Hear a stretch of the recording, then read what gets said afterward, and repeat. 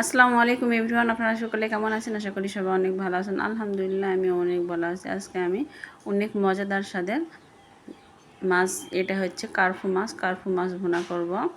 চলুন পুরো ভিডিওটা দেখবেন, স্কিপ করবেন না। এতটাই খুব সিম্পলভাবে, এতটা মজাদারভাবে এই মাছটা আমি আপনাদের সঙ্গে শেয়ার করব। অনেকে বলেন এই মাছটার নাকি স্বাদ নেই, কিন্তু এই মাছ এভাবে রান্না করলে স্বাদ একদম দ্বিগুণ হবে, স্বাদের কোনো তুলনাই হবে না।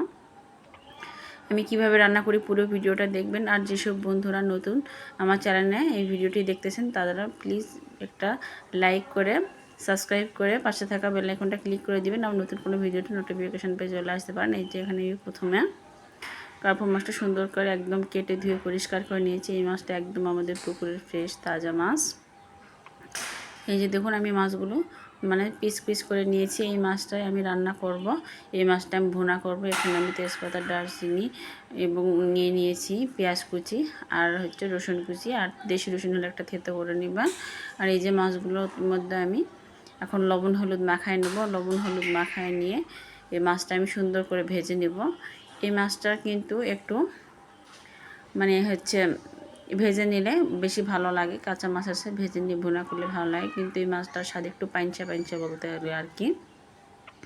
আমার কাছে এমন লাগে, আপনাদের কাছে কেমন লাগে সেটা প্লিজ কমেন্ট বক্সে জানিয়ে যাবেন। কিন্তু এই মাছটা কাঁচা রান্না করা আছে, ভেজে আমি যেভাবে দেখাই দিতেছি এভাবে রান্না করবেন, টেস্টটা অনেক ভালো আসে। এই যে দেখুন মাছের মধ্যে লবণ হলুদ নিয়ে সুন্দর করে আমি একদম হাতে সুন্দর করে মাখিয়ে নিচ্ছি। এটা উল্টাইতে গেলাম, উল্টাতে গিয়ে ভাবতেছি ভালো করে মশলাটা লাগতেছে না, আমি হাত দিয়ে সুন্দর করে মিক্স মশলাগুলো লাগিয়ে নিচ্ছি। এই যে দেখুন আমার মশলা মাখানোটা খুব সুন্দর হয়েছে। এবার আমি একটা কড়াই বসাই দিয়েছি চুলায়। কড়াইটা গরম হয়ে আসতে আমি দিয়ে দিলাম সাদা তেল। মাছ ভাজার জন্য কড়াইটা ভালো করে একটু গরম করে নেবেন। কড়াইটা গরম যখন ভালোভাবে হয়ে আসবে এ পর্যায়ে তখন আমি মাছগুলো দিয়ে দিলাম। মাছগুলো সময় ধরে একটু ভেজে নিব। এখানে আমি পুরো একটা মাছ নিয়ে মাছের কয়েকটা পিস বুঝে আমি নিয়েছি। মাছটা অনেক বড় ছিল, মাছের পিসগুলো অনেক ছিল। এই যে দেখুন আমি কয়েক পিস মাছ সুন্দর করে ভেজে নিচ্ছি। আর এক বাজে সব মাছও ভাজা যাবে না, আমি এখানে অল্প অল্প করে মাছ দিচ্ছি। অল্প অল্প করে মাছ দিয়ে মাছগুলো সুন্দর করে ভেজে নিচ্ছি। অনেক বন্ধুরা আছেন আপনারা আমার ভিডিওটি দেখেন কিন্তু লেখে কোনো লাইক করেন না। প্লিজ আপু ভাইয়ারা আপনাদের বলতেছি, আপনারা ভিডিওটি পুরো ফুল ওয়াচ করবেন, করে ভিডিওটি একটু লাইক দিয়ে দেখে নেবেন। আপনাদের একটা লাইক আমার কাছে অনেক মূল্যবান। আর আমার ভিডিওর কোনো অংশ যদি আপনাদের কাছে ভালো লেগে থাকে তাহলে প্লিজ একটা সাবস্ক্রাইব করে পাশেই থাকবেন। বন্ধু হয়ে অনেক বন্ধুরা দেখি বন্ধু হয়ে পাশে থাকার পরে সাবস্ক্রাইবটা উঠাই নেন প্লিজ, তখন অনেক খারাপ লাগে আর কি। আপনারা সাবস্ক্রাইব করে যখন উঠাই নেবেন তখন সাবস্ক্রাইব করার কিন্তু কোনো প্রয়োজন নেই। সাবস্ক্রাইব করে বন্ধু হয়ে পাশে থাকতে পারলে একটা সাবস্ক্রাইব করবেন। আর আমার এই রেসিপিটা আপনাদের কাছে কেমন লাগতেছে সেটা প্লিজ কমেন্ট বক্সে জানিয়ে যাবেন। আপনাদের নতুন কমেন্ট পড়ে আমি আপনাদের মতামতটা পড়ে আমি নতুন ভিডিও বানাইতে অনেক উৎসাহিত হই। এই যে মশলা দিলে আপনাদের সঙ্গে কথা বলতে বলতে আমার সবগুলো মাছ সুন্দর করে ভাজা হয়ে গেছে। এই যে দেখুন মাছগুলো আমি বেশ সুন্দর করে একদম লাল লাল করে ভেজে নিচ্ছি। সবগুলো মাছ আমি উঠাই নিলাম।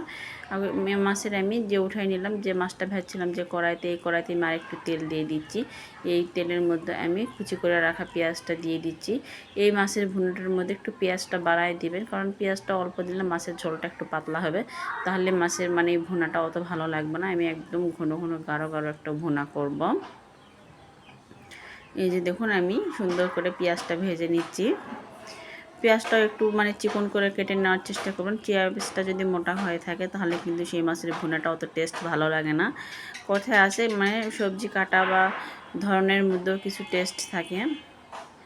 এই যে দেখুন আমি বেশ সুন্দর করে একদম পেঁয়াজ কুচির মধ্যে আমি 2টা তেজপাতা, 2টা টুকরো দারচিনি, 2টা সাদা এলাচ, 2টা কালো এলাচ সব কিছু আমি দিয়ে দিলাম। দিয়ে আমি বেশ সুন্দর করে ভেজে নিচ্ছি।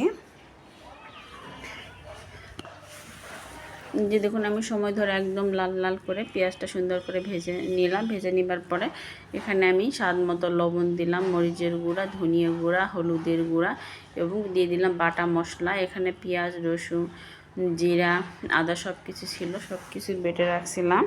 এভাবে এইরকম মাছের ভুনার মধ্যে একটু বাটা মশলাটা দিবেন, তাহলে দেখবেন মাছ ভুনাটা খেতে অনেক টেস্টি লাগে। আর সামান্য একটু আমি পানি দিয়ে দিচ্ছি। এই পানির মধ্যে মশলাটা আমি বেশ সুন্দরভাবে কষিয়ে নিব। পেঁয়াজটা সুন্দরভাবে ভুনা ভুনা করে কষিয়ে নিয়ে আমি এখানে মাছ দিব। মাছটা একদম ডাইরেক্ট দিব না। আপনারা তো অনেকভাবে মাছ ভুনা করেন, কিন্তু আমি যেভাবে যে প্রসেস করি আর কি, যেভাবে অনেক মজা লাগে, এটা আমি আপনাদের সঙ্গে শেয়ার করি। আর এভাবে যদি আপনারা খেয়ে থাকেন তাহলে জানবেনই কতটা টেস্টি হয়। আর যেসব বন্ধুরা তো নতুন রান্না করতেছেন বা ব্যাচেলার, তাদের জন্য বলতেছি এভাবে রান্না করলে অনেক মজা লাগে। এই যে দেখুন, আমার এখানে টমেটো দেওয়ার কথা মনে ছিল না, আমার টমেটোটা একদম আর কি ডিপ ফ্রিজে ছিল। এটা আমি ফ্রিজ থেকে বের করে কেটে নিলাম। কেটে নিয়ে এই যে আমি মাছ ভুনার মধ্যে দিয়ে দিচ্ছি। এভাবে টমেটো যদি আপনাদের ঘরে থাকে টমেটোটা দেওয়ার চেষ্টা করবেন। আমি টমেটো এভাবে ডিপ ফ্রিজে সংরক্ষণ করি। টমেটো, মটরশুঁটি, কাঁচামরিচ আমার সব কিছুই যখন মানে বাইরে থাকে না, যখন বেশি আনা প্রয়োজন হয়, তখন এভাবে আপনারাও ডিপ ফ্রিজে রেখে দিবেন। দেখবেন পরে ডাইরেক্ট এটা রান্নার মধ্যে ব্যবহার করলে এটার স্বাদ কিন্তু নষ্ট হয় না, টেস্টটা নষ্ট হয় না, অনেক মজা লাগে। কিন্তু রান্নার অনেক আগে বের করে রাখবেন না, তাহলে কিন্তু এটা পানিটা ছেড়ে একদম বের হয়ে গেলে এটা একটু মানে কালারটা অন্যরকম হয়ে যায়, স্বাদটা অত ভালো আসে না। এটা রান্নার একদম ঠিক পর্যায়ে এটা ফ্রিজ থেকে বের করে ধুয়ে একদম দিয়ে দিবেন। এই যে আমি যেভাবে ব্যবহার করলাম, এটা কিন্তু আমি যখন কাটাকুটা করছি সে সময় বের করছি না, ঠিক ওই টাইমে যদি বের করতাম তাহলে কিন্তু এই টমেটোর থেকে পানিটা অনেকটা বের হয়ে যায়, টমেটোর কালারটা চেঞ্জ হয়ে যেত। এই যে দেখুন, আমি ঠিক রান্না করতেছি এমন পর্যায়ে আমি দিয়ে দেওয়ার সময় আমি ফ্রিজ থেকে বের করে নিলাম। এভাবে আপনারা ফ্রিজে কোনো জিনিস ডিপ ফ্রিজে কোনো সংরক্ষণ করলে এভাবে করবেন। অনেকে আপুরা বলে কিন্তু ফ্রিজে মানে সংরক্ষণ করে রাখলে এটা টেস্ট ভালো থাকে, কিন্তু টেস্ট ভালো থাকে ঠিক, কিন্তু এটা ব্যবহারের ঠিকও টাইম আছে। এটা সঠিক টাইমে সঠিকভাবে ব্যবহার করলে এটা টেস্টটা ঠিক থাকে। এটা কিন্তু মানে সঠিক টাইমে ঠিকভাবে ব্যবহার না করলে এটার স্বাদটা অত ভালো থাকে না। এই যে দেখুন, আপনাদের সঙ্গে কথা বলতে বলতে আমি মাছের সঙ্গে সুন্দর করে মানে মশলার সঙ্গে মাছটা দিয়ে কষিয়ে নিচ্ছি। কষিয়ে আমি সামান্য একটু পানি দিছি, দিয়ে সুন্দরভাবে কষিয়ে নিচ্ছি। কারণ একদম বেশি যদি পানি দিই তাহলে মাছের ভিতরে কিন্তু মশলাগুলো ঢুকবে না, অত ভালো টেস্ট লাগবে না। আমি একটু পানি দিয়ে সুন্দর করে একটু কষিয়ে নিলাম 5-7 মিনিট এটা। তারপরে আমি আরেকটু ঝোল দিয়ে দিলাম। এই পানির মধ্যে আরেকটু আমি ফুটিয়ে নেব, কারণ প্রথমে বলছি মাছটা অনেক বড় ছিল। আর কার্পু মাছ কিন্তু একটু মানে ভাজি ভাজা টাইপের, এটা একটু সময় ধরে কষিয়ে নিয়ে ভিতরে মশলাটা ঢুকলে অনেক ভালো লাগবে। আর এটা আমি সুন্দর করে ভেজে নিয়েছি। এটা এখন খেতে মাশাআল্লাহ দিলে অনেক টেস্টি লাগবে। এই যে দেখুন, আমার মানে ঝোল দেওয়ার পরে এই পর্যায়ে আমি এরকম একটা একদম গাঢ় গাঢ় ঝোল হয়ে গেছে। এটা আমি নামিয়ে নেব। নামিয়ে নেবার পরে আমি আপনাদেরকে পরিবেশন করে দেখিয়ে দিচ্ছি মাশাআল্লাহ দিলে এটা কতটা সুন্দর হয়েছে। এটা দেখতেও যতটা লোভনীয় লাগতেছে, খেতেও অনেকটা টেস্টি লাগবে।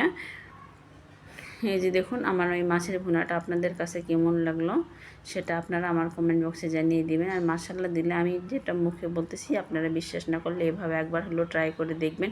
এতটাই টেস্টি লাগে, এতটাই মজা লাগে এভাবে মাছ ভুনাটা করলে। এই যে দেখুন, আমার মাছ ভুনার কালারটা দেখে আপনারা বুঝতে পারছেন মাশাআল্লাহ দিলে কতটা সুন্দর হয়েছে। এটা একদম দেখতে যতটা লোভনীয়, খেতে অনেক মজা ছিল। এরকম নতুন নতুন ভিডিও পাওয়ার মানে ভিডিও দেখার জন্য আমার চ্যানেলের পাশেই থাকবেন। আর যেসব বন্ধুরা তো সাবস্ক্রাইব দিয়ে রেখেছেন তাদেরকে অসংখ্য ধন্যবাদ। আর নতুন বন্ধু হয়ে থাকলে আমার চ্যানেলে একটা সাবস্ক্রাইব করে পাশে থাকা বেল আইকনটা ক্লিক করে দিবেন, নতুন কোনো ভিডিওতে চলে আসবেন। সবাই